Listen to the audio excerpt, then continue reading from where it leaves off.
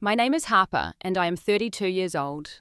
As an elementary school teacher living in Seattle, I never expected to be in a 5-year war with my in-laws. When they deliberately excluded me from my mother-in-law's birthday dinner, something inside me finally snapped.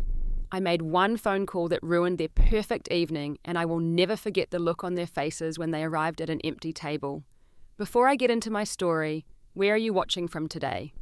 Drop a comment below, hit that like and subscribe button if you have ever dealt with difficult in-laws. I met my husband Jason at a local book fair 6 years ago. We were both reaching for the same novel, our fingers brushing against each other in that classic romantic comedy way. He had dark hair, kind eyes, and a smile that made my heart skip a beat. We started talking about our favorite authors, and before I knew it, 3 hours had passed. He asked for my number, and the rest, as they say, is history.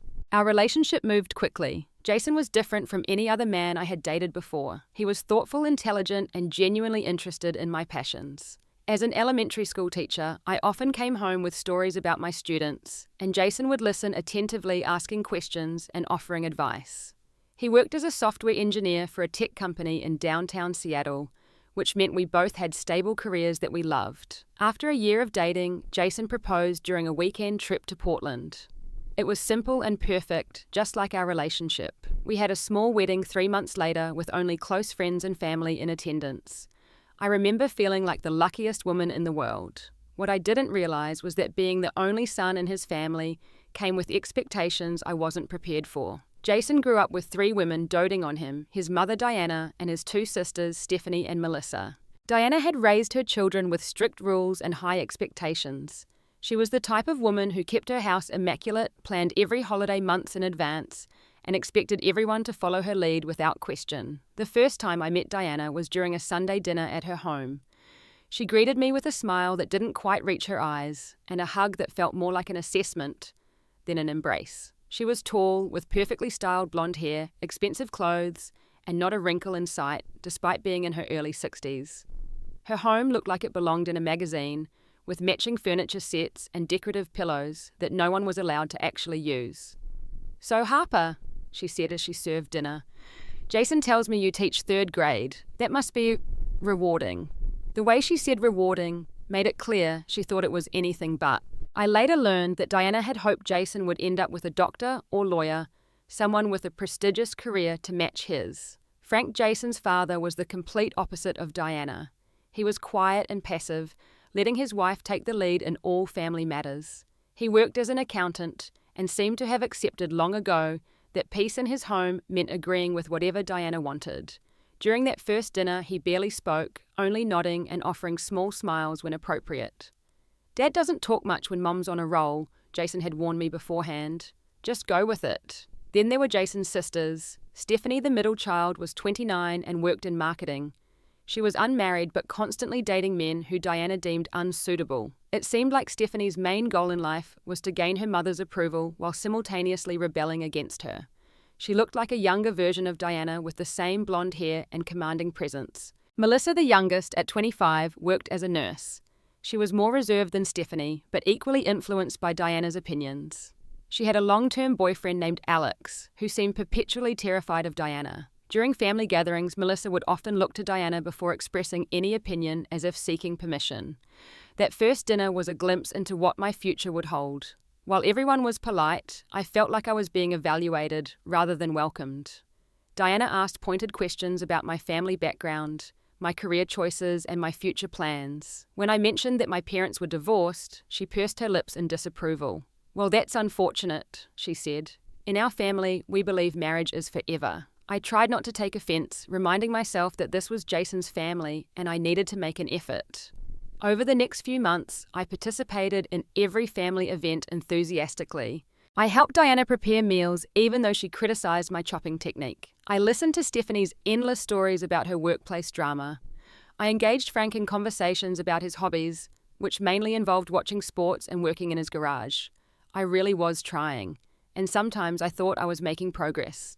There were moments when Diana would compliment a dish I brought to dinner, or when Stephanie would include me in a conversation without a passive-aggressive comment. Those small victories kept me going, gave me hope that eventually I would be accepted as part of the family. Jason assured me that his family liked me, that they were just set in their ways, and needed time to adjust to having someone new in their son's life. I believed him because I wanted to. I believed him because I loved him, and I couldn't bear the thought that the people who raised this wonderful man could dislike me for no reason. "Give them time," Jason would say after particularly tense family gatherings. "They'll come around." But as weeks turned into months and months into years, it became increasingly clear that I would never be truly accepted into the inner circle of the Daniels family.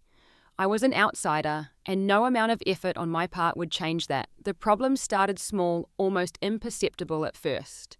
Diana would make comments comparing me to Amanda Jason's ex-girlfriend from college.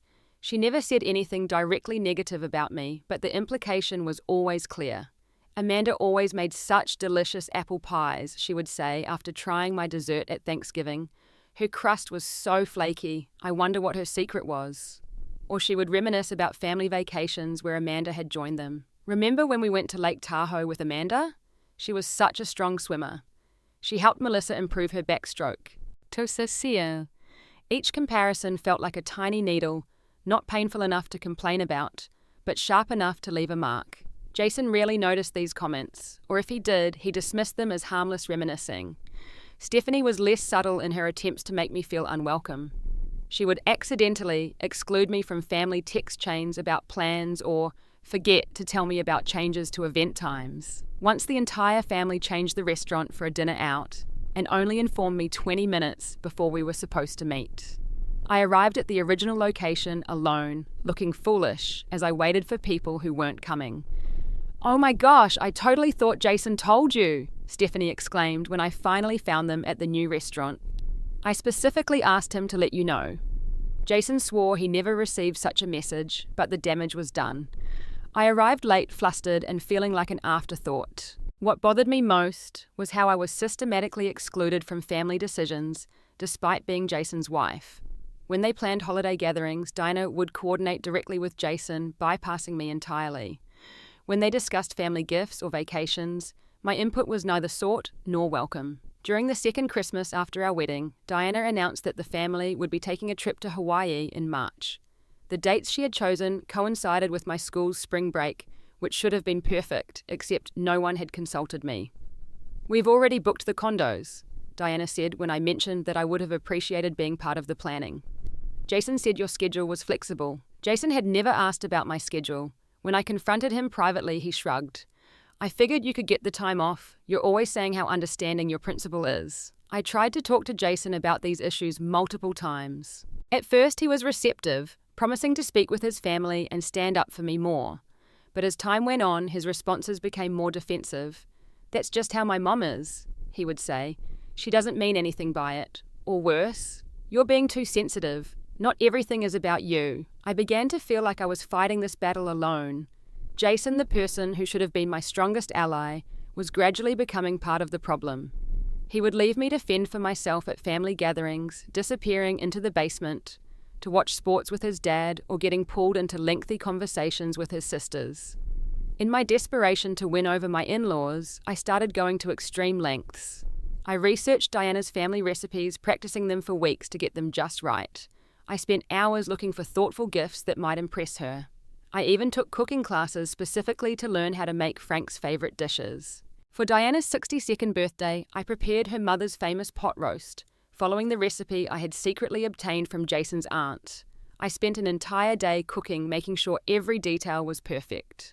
When I proudly served it at the family dinner, Diana took one bite and frowned. "It's close," she said, "but not quite right. My mother used a special blend of herbs she grew herself. I suppose you couldn't know that." No matter how hard I tried, it was never enough. The goalposts were constantly moving, and I was exhausting myself trying to reach them. The real breaking point came on our third wedding anniversary. Jason and I had planned a weekend getaway to a bed and breakfast in the San Juan Islands. I had made reservations months in advance, excited for some quality time together, away from work and family obligations. 2 weeks before our trip, Diana called Jason to inform him that she had planned a surprise birthday party for Stephanie on the same weekend. Despite the fact that Stephanie's actual birthday was 3 weeks later, Diana insisted that this was the only weekend that worked for everyone.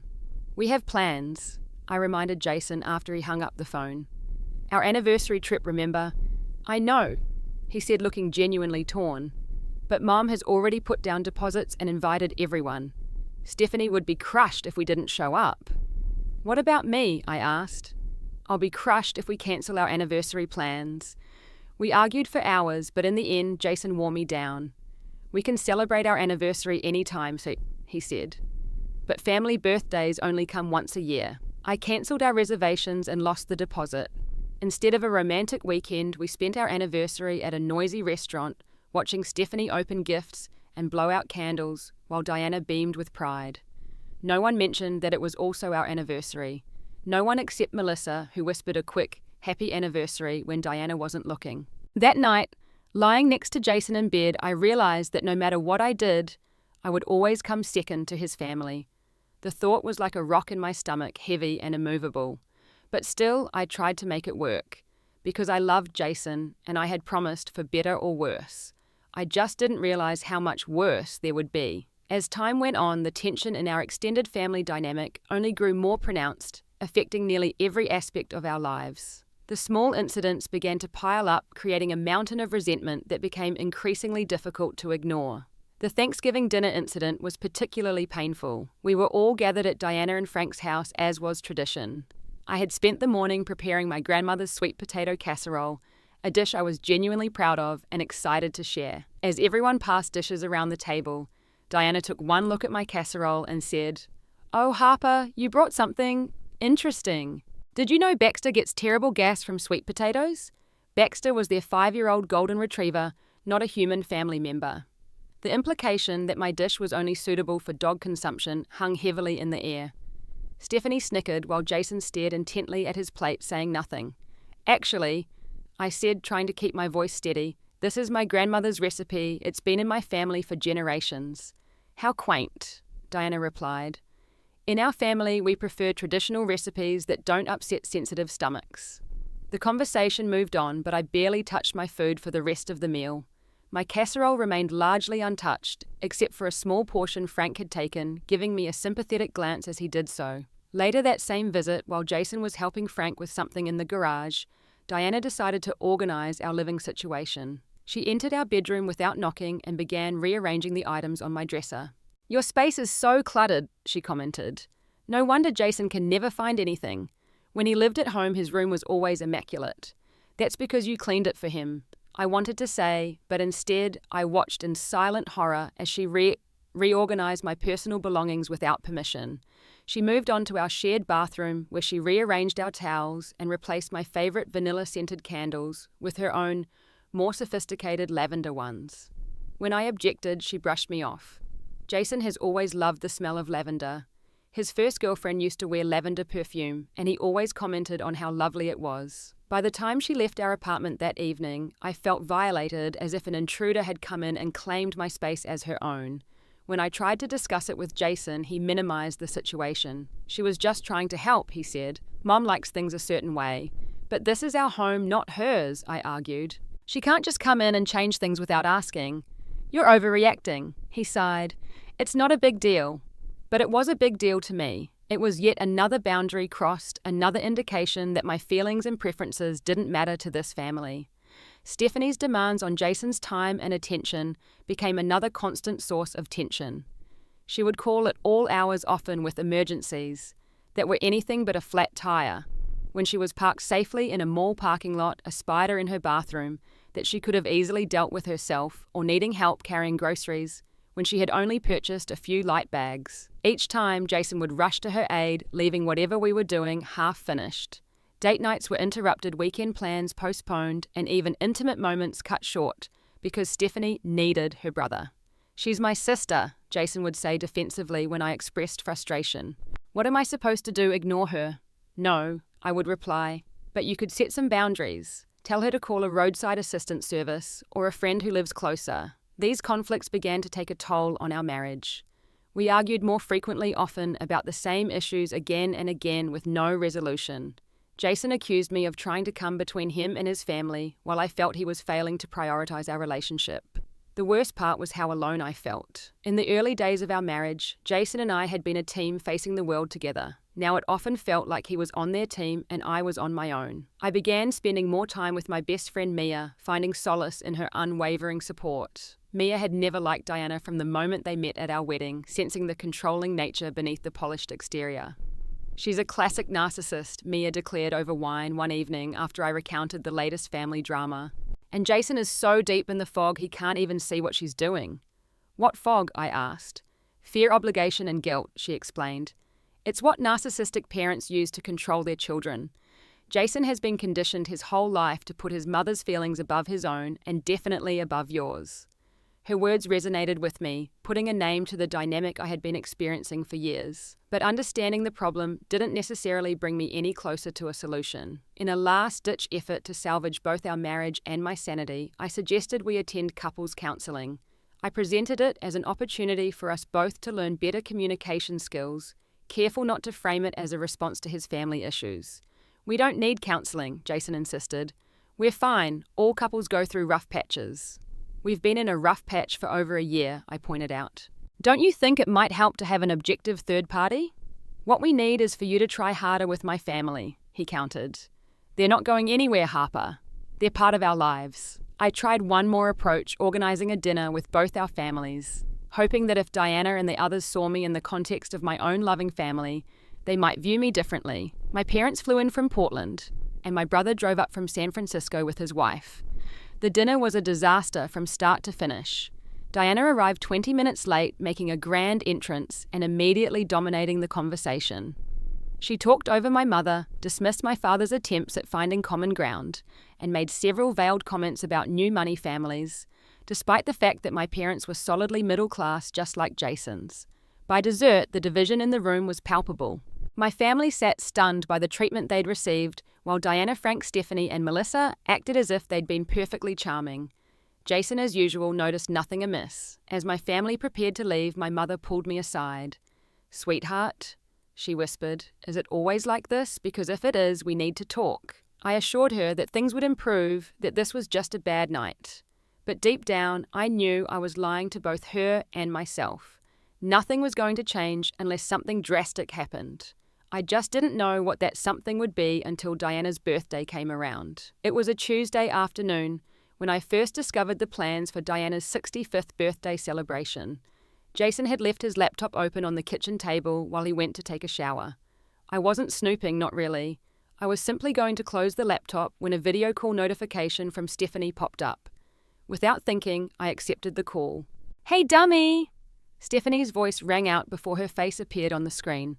"Did you book the private room at Bellissimo for Mum's birthday? Like I told you to. She's been dropping hints about wanting to try their 7-course tasting menu for months." Bellissimo was one of the most exclusive restaurants in Seattle, known for its innovative cuisine and months-long waiting list. I sat down confused. This was the first I'd heard about any birthday dinner at Bellissimo. "Oh." Stephanie's face fell when she realized it was me, not Jason. "Where's my brother?" "He's in the shower," I replied. "What's this about Diana's birthday? I thought we were doing the usual family dinner at your parents' house." Stephanie's expression shifted to something between annoyance and smugness. "We decided to do something special this year, a private dinner at Bellissimo, just family." The emphasis she placed on just family made it clear that I was not included in that category, despite being married to Jason for 5 years. "I see," I said, struggling to keep my voice neutral. "When is this happening?" "Next Friday." "Oh," she replied. "Mum's actual birthday. Jason didn't mention it." "No, he didn't." "Well," she said, not even attempting to hide her satisfaction. "I'm sure he was going to tell you eventually. Anyway, tell him to call me back about the reservation. It's important." She hung up before I could respond, leaving me staring at the blank screen, a mixture of hurt and anger building inside me.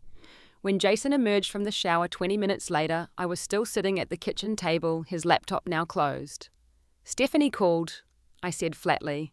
"Something about a reservation at Bellissimo for your mum's birthday." Jason froze for a fraction of a second, then busied himself with pouring a cup of coffee. "Oh yeah, I was going to tell you about that. When exactly the dinner is next Friday." He avoided my gaze, focusing intently on stirring cream into his coffee. "It's just a small thing, no big deal." A private room at Bellissimo for a 7-course tasting menu doesn't sound like no big deal, I countered. Why wasn't I included in the planning? Why wasn't I invited? Jason finally looked at me, his expression a mixture of guilt and defiance. Mum wanted something special this year, just the original family, her dad, me and my sisters. I'm your wife, I said, my voice rising despite my efforts to stay calm. I'm family too. You know what I mean, he replied dismissively. She wanted her kids and husband, just like she had before we all got married. Does that mean Alex isn't invited either? I asked, referring to Melissa's long-term boyfriend. Jason hesitated. Well, Alex is coming, but he and Melissa have been together for almost 8 years. And we've been married for 5. I finished for him. So what's the real reason I'm not invited, Jason? He sighed deeply, running his hands through his hair in frustration. Fine. Mom specifically asked that you not be there. She said you two have never really connected, and she wanted a birthday without any tension. The truth hit me like a physical blow. After 5 years of trying to win over Diana, of cooking her favourite meals, buying thoughtful gifts, attending every family function with a smile plastered on my face, she still saw me as an outsider, as a source of tension. And you agreed to this, I asked, my voice barely above a whisper. What was I supposed to do? He shot back. It's her birthday, Harper. She gets to decide who she wants there. And what about you? Did you stand up for me at all? Did you tell her that excluding your wife is hurtful and inappropriate? His silence was all the answer I needed. I'll talk to her, he finally said. I'll see if I can change her mind. Don't bother, I replied, pushing back from the table. If she doesn't want me there and you're okay with that, then there's nothing more to discuss. For the next week, the birthday dinner hung between us like an invisible wall. Jason made no mention of having spoken to his mother, and I didn't ask. We moved around each other carefully, engaging in surface-level conversations about work and household matters, but nothing of substance. The night before Diana's birthday, Jason casually mentioned he would be working late the following day. Big deadline, he explained. I probably won't be home until 9 or 10. I nodded, pretending to believe him, but I knew the truth. The dinner at Bellissimo was scheduled for 7:30. He wasn't working late. He was going to his mother's birthday celebration and lying to me about it. The next day, I went through the motions at school, teaching my 3rd graders about the water cycle, while my mind kept drifting to Jason and his family. By the time the final bell rang, I had developed a pounding headache from the strain of holding back tears. I drove home in a daze, barely registering the traffic or the light rain that had started to fall. When I arrived at our apartment, it was empty, just as I expected. Jason had gone straight from work to the restaurant, not even bothering to come home and change first. Out of a masochistic curiosity, I checked Stephanie's Instagram. Sure enough, she had already posted a story, the restaurant exterior, with the caption, "Birthday celebration for the Queen, had family first, Bellissimo, Seattle." As I scrolled through her feed, more images appeared. Jason arriving looking handsome in his work clothes. Diana in an elegant navy dress, beaming as Frank helped her out of the car. Melissa and Alex walking hand in hand toward the restaurant entrance. Even some of Diana's friends from her garden club had been invited. It seemed like everyone Diana knew was welcome at this just family celebration, except for me. The final photo was what broke me completely. A beautifully arranged table in a private dining room set for 8 people. 8. They could have easily made it 9. They could have included me, Jason's wife of 5 years, but they chose not to. I sat in my car, still parked in our apartment complex lot, and sobbed. All the hurt, frustration, and rejection I had been suppressing for years came pouring out. I cried until my throat was raw and my eyes burned, gripping the steering wheel as if it could somehow anchor me in the storm of emotion. When I finally ran out of tears, I pulled out my phone and called the one person who had consistently been in my corner. "Mia?" I choked out when she answered. They excluded me from Diana's birthday dinner. All of them, even Jason. They're at Bellissimo right now, and he told me he was working late. "Oh, honey." Mia's voice was soft with sympathy. "I'm so sorry. That's beyond hurtful. It's cruel. I don't know what to do anymore," I admitted. "I've tried everything. Nothing works." "Maybe it's time to stop trying," she suggested gently. "Stop giving them the power to hurt you. Start standing up for yourself. How Jason always takes their side. Then maybe it's time he sees what happens when he does." Her words lingered in my mind long after we hung up. Stop giving them the power. Stand up for myself. For 5 years, I had been the accommodating one, the one who bent over backward to make peace, the one who swallowed her pride and hurt feelings for the sake of family harmony. And what had it gotten me, excluded, disrespected, and alone on a night my husband chose to lie to me rather than stand by my side? Something shifted inside me at that moment. A lifetime of being the good girl, the peacemaker, the one who never rocked the boat gave way to a new resolve. If they wanted to exclude me from their perfect family dinner, perhaps it was time I showed them just how imperfect it could be without my constant efforts to keep the peace. I sat in my car for a long time, contemplating my next move. The anger that had replaced my tears was now cooling into something more calculated. I wasn't going to scream or throw things or make a scene. That would only confirm Diana's view of me as a source of tension. No, I needed to be smarter than that. I pulled out my phone again and called Mia. "I need your opinion on something," I said. If I wanted to ruin Diana's birthday dinner without physically being there, how would I do it? Mia was silent for a moment. "Harper, what are you thinking?" "I'm thinking that after 5 years of taking their crap, I'm done. They want to exclude me. Fine. But they don't get to do it without consequences." "Okay," she said slowly. "I'm not saying you should do this, but if I were in your shoes, I'd probably hit them where it hurts. Diana cares about appearances and control. Take both away." "How?" "You said they're at Bellissimo, right? That place is impossible to get into without a reservation weeks in advance. What if there was no reservation when they arrived?" The idea took root immediately. I could cancel it. I whispered more to myself than to Mia. Jason used our joint credit card to book it. I have all his passwords.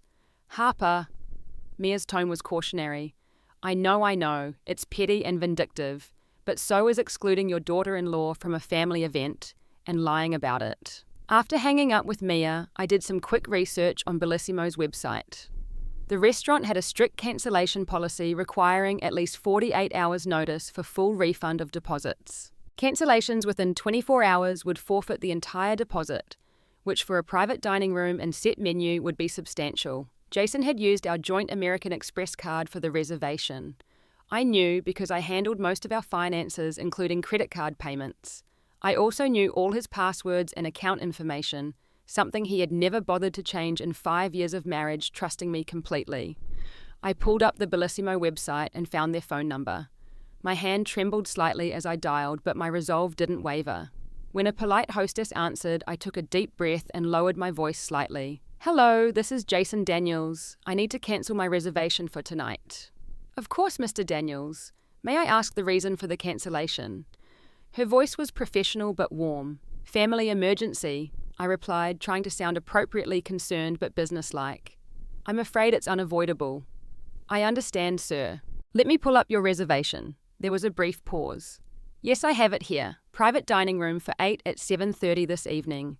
You do understand that cancellations within 24 hours forfeit the full deposit of $800. I swallowed hard at the amount. $800 was a lot of money, but at that moment it seemed like a small price to pay for justice. "Yes, I understand. It can't be helped." "Very well, Mr. Daniels. I've processed your cancellation. Would you like me to check availability for another date?" "No, thank you. I'll call back when things settle down." "Of course. We hope everything works out with your family emergency, and we look forward to serving you in the future." As soon as I hung up, a mixture of emotions washed over me: panic satisfaction, anxiety, and a strange, giddy sense of power. I had done it. I had actually done it. For the first time in 5 years, I had stopped accepting their treatment and had taken action. I knew there would be consequences. Jason would be furious. Diana would be livid. The entire family would probably label me as unstable or vindictive. But oddly enough, I didn't care. After years of trying to earn their approval and respect, I had finally accepted that it was never going to happen. And if they were determined to see me as the villain, well, I might as well give them a reason. I decided to wait it out at home rather than hiding somewhere. I wanted to be there when Jason returned to see his face, when he tried to explain why he lied about working late. I wanted to have that confrontation on my terms in my space. To pass the time and calm my nerves, I poured myself a glass of wine and continued monitoring Stephanie's Instagram. Sure enough, about 45 minutes later, a new story appeared. This one was a video taken outside the restaurant. Stephanie's face front and center. Her expression a mixture of confusion and annoyance. "So apparently someone cancelled our reservation," she narrated, the camera shaking slightly as she spoke. "The restaurant says Dad called to cancel, but he's standing right here and has no idea what they're talking about. They're fully booked for the night, so Mum's birthday dinner is officially ruined. Thanks to whoever did this. Real mature. The camera panned briefly to show the rest of the family standing on the sidewalk outside Bellissimo. Diana's perfectly made-up face was tight with barely contained fury. Frank looked confused and uncomfortable. Melissa and Alex stood slightly apart, Alex's arm around Melissa's shoulders in a comforting gesture, and Jason just looked bewildered, staring at his phone, as if it might provide answers. I took a screenshot of the video capturing their expressions for posterity. Then I settled into the couch, sipping my wine, waiting for the inevitable storm to arrive. It didn't take long. About 20 minutes later, I heard the key in the lock, followed by the door being flung open with enough force to bang against the wall. Jason stormed in his face, a mask of rage. "What the hell did you do?" he demanded, not even bothering with a greeting. I looked up from my wine glass, my expression deliberately calm. "I'm not sure what you mean. Weren't you working late on that big deadline?" He flinched at the reminder of his lie, but pressed on. "Someone cancelled our reservation at Bellissimo. They said it was me, but I never called them." "That's strange," I replied, taking another sip of wine. "Maybe it was a mix-up. The restaurant said the call came from our home phone number. They recognized my name and the last 4 digits of our credit card." His eyes narrowed as he studied my face. "It was you, wasn't it? You cancelled the reservation." "Kasi." I set down my wine glass and met his gaze steadily. "Yes, I did." The confirmation seemed to stun him momentarily, as if he hadn't actually expected me to admit it. "Why would you do something like that?" "Do you have any idea how upset my mother is? They had to scramble to find another restaurant, ended up at some mediocre Italian place that couldn't accommodate everyone. Her birthday is ruined." "That's unfortunate," I said. "Almost as unfortunate as being excluded from a family celebration and lied to about it." "So this was... what revenge?" He sputtered, his face reddening. "That's so childish, Harper. So petty." "Is it?" "Tell me, Jason, what's more petty, excluding your wife of 5 years from a family dinner or cancelling a reservation? What's more childish, lying to your spouse about where you'll be or making a phone call to a restaurant?" "This isn't about us," he insisted. "This was my mother's birthday." "It is about us." I finally raised my voice. "Everything that's happened in the last 5 years has been about us, about our marriage, and about how your family, especially your mother, has been allowed to drive a wedge between us. And you've let it happen. You've enabled it, encouraged it even. That's not fair. I've always tried to keep the peace. No, you've always tried to please your mother, even at the expense of your wife's feelings. Even when it meant lying to me and excluding me from family events. She's my mother, Harper. What do you expect me to do?" "I expected you to be my husband." The words burst from me with all the hurt and disappointment I'd been carrying. "I expected you to stand by me, to defend me, to put our marriage first.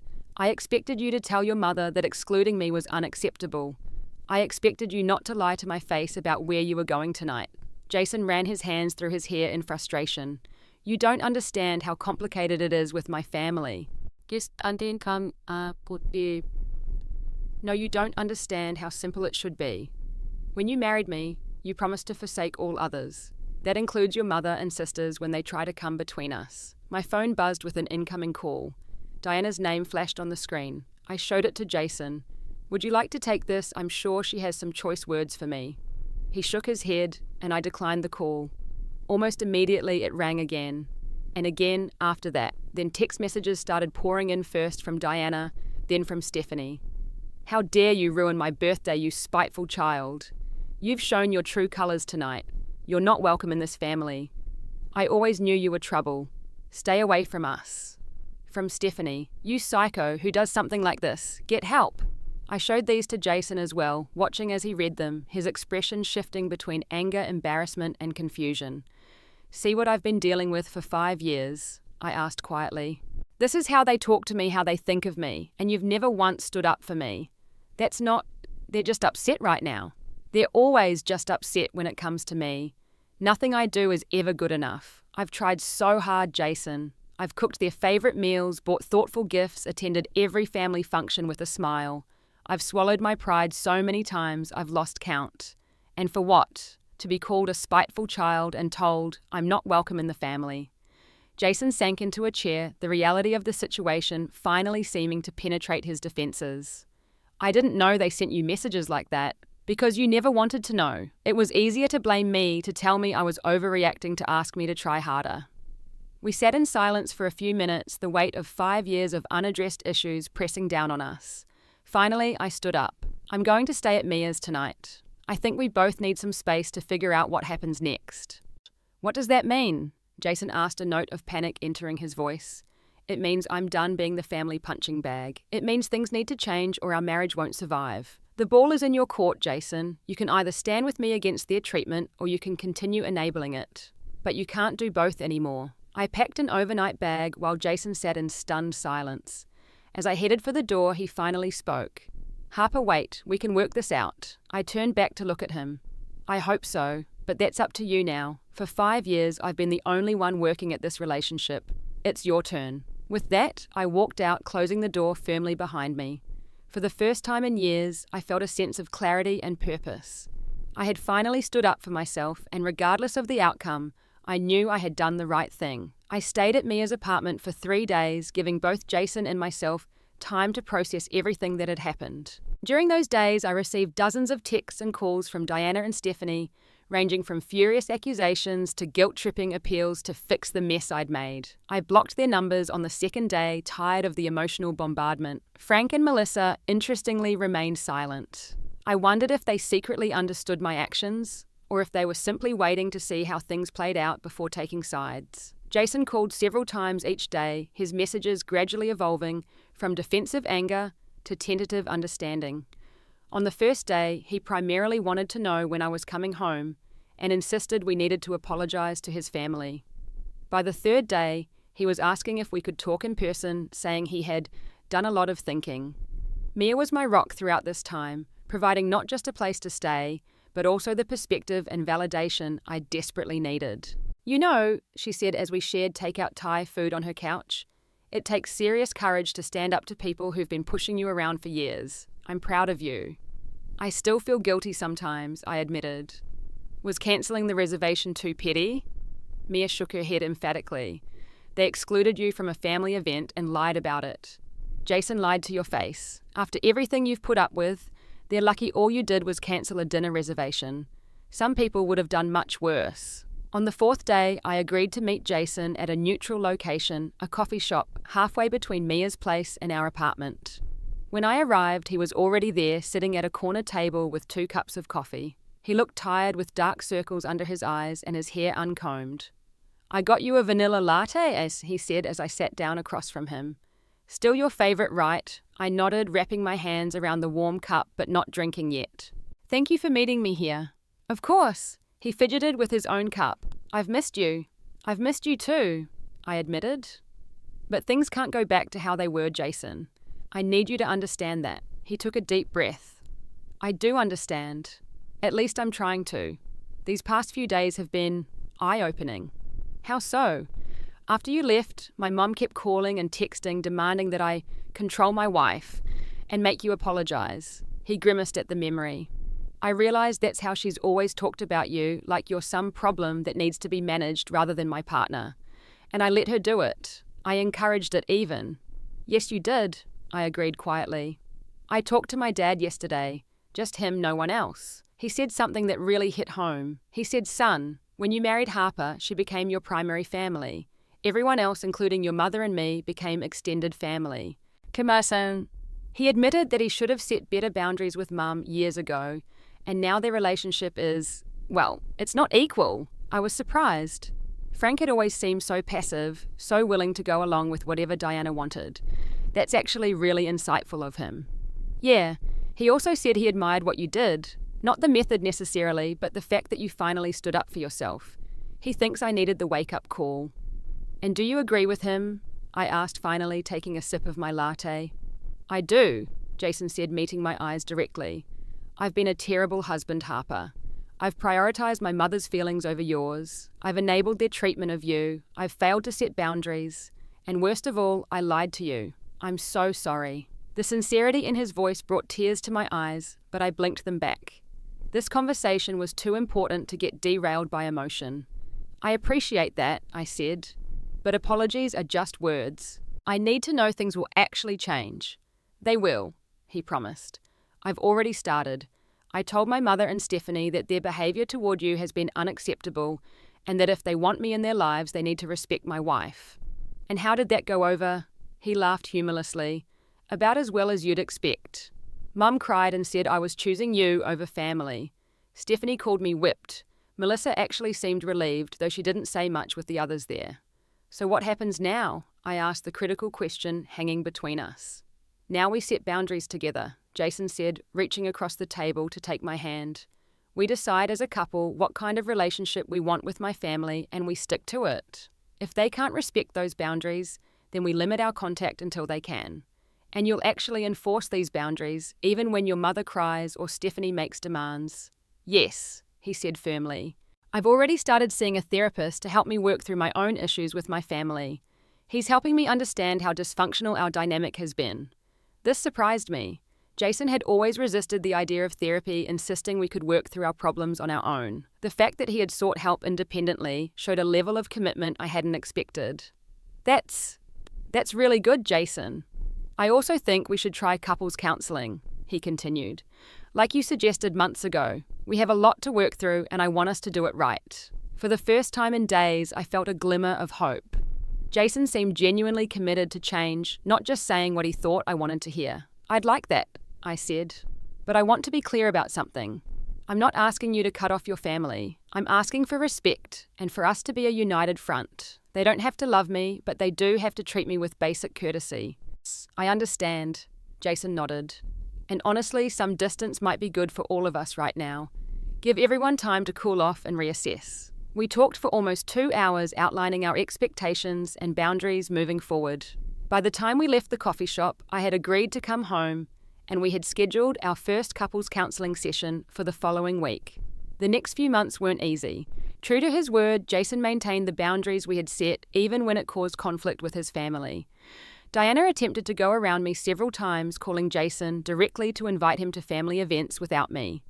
Each time he politely but firmly declined, explaining that we came as a package deal. Stephanie took longer to come around, maintaining that I had ruined everything with my childish stunt. Jason let her vent, but made it clear that her relationship with him now depended on her ability to respect his wife. Melissa was the first to extend an olive branch, inviting both of us to lunch about a month after the birthday incident. Without Diana's influence, she was actually quite pleasant, even admitting that the family dynamic had been toxic for years. Mom has always had to be the centre of attention, she explained over dessert, and she raised Stephanie to be the same way. I've tried to break free from it, but it's hard when it's all you've known. Frank occasionally called Jason for one-on-one time, which I encouraged. Their relationship seemed to strengthen once it wasn't being filtered through Diana's expectations. As for Diana herself, she held out the longest, insisting that I owed her an apology for ruining her birthday. After 3 months of limited contact, however, she finally invited us both to Sunday dinner, a tacit acknowledgement that her previous exclusionary tactics would no longer work. That first dinner was tense, but civil. Diana made no overt jabs at me, though I could tell it took considerable effort on her part. Jason remained by my side throughout the evening, a physical reminder of our united front. When Diana attempted to criticize my contribution to the meal, a blueberry crumble for dessert, Jason immediately stepped in. Actually, Mom Harper's desserts are always delicious. She's a wonderful baker. The look of surprise on Diana's face was almost comical. She wasn't used to being contradicted, especially by her son. Well, she said after a moment, I suppose the cinnamon adds a nice touch.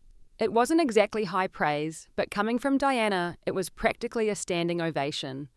During this period of readjustment, I focused on rebuilding my own sense of self-worth, which had been severely damaged by years of subtle and not-so-subtle undermining. With the encouragement of our couples therapist, I reconnected with old friends, revived hobbies I had abandoned in my quest to please the Daniels family, and even applied for a leadership position at my school.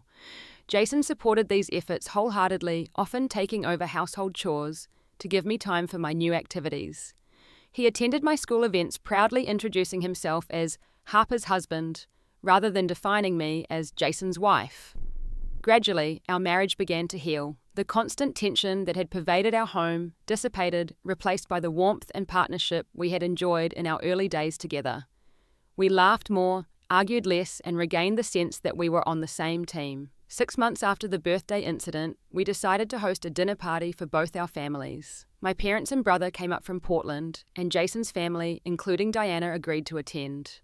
The evening was not without its awkward moments, but overall, it was a success. Diana made an effort to engage with my mother in conversation. Frank and my father discovered a shared interest in woodworking, and Melissa and my brother's wife bonded over their experiences in the healthcare field. At the end of the night, as people were gathering their coats to leave, Diana approached me in the kitchen where I was packing up leftover food. "Harper," she said, her voice stiff but not unkind. "I want you to know that I appreciate the effort you've made with our family over the years." Coming from Diana, this was as close to an apology as I was likely to get. I decided to accept it in the spirit it was offered. "Thank you, Diana. That means a lot to me." She nodded once, then added, "Jason seems happy, happier than he's been in a while." "We both are," I replied honestly. As Diana walked away, I felt a sense of closure.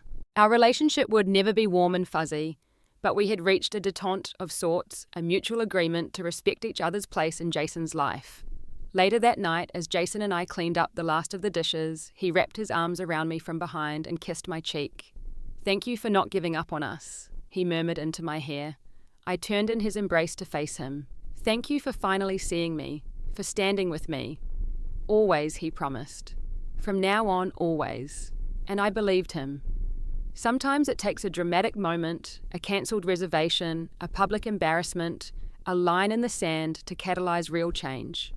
My act of rebellion had been petty, perhaps even childish, as Jason had initially claimed. But it had also been necessary, the culmination of years of swallowing my hurt and trying to fit into a family that had no intention of making room for me.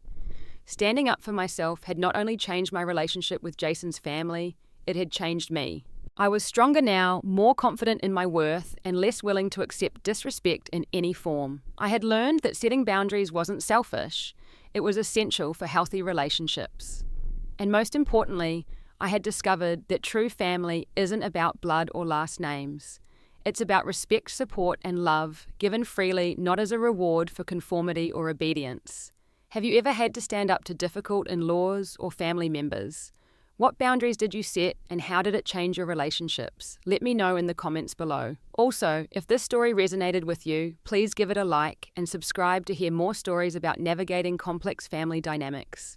Thank you for listening, and remember, sometimes the most loving thing you can do for yourself and your relationships is to say, enough.